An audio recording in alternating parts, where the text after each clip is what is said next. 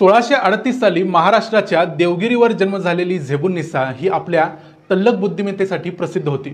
वयाच्या 7व्या वर्षातच तिनं संपूर्ण कुराण पाठ केलं होतं। याबद्दल तिच्या बापाला तिचा खूप अभिमान देखील होता। गणित, साहित्य, खगोलशास्त्र, तत्वज्ञान अशा अनेक विषयांचा तिचा अभ्यास होता।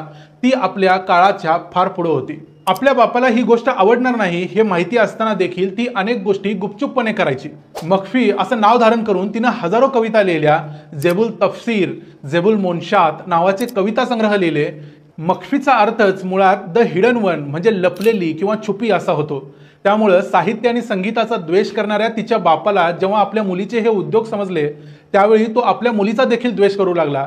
1681 साली त्यानं आपल्या मुलीला कैदेत टाकलं। पुढे 1702 साली म्हणजे 20 वर्षानंतर झेबुन्निसाचा कैदेतच मृत्यू झाला।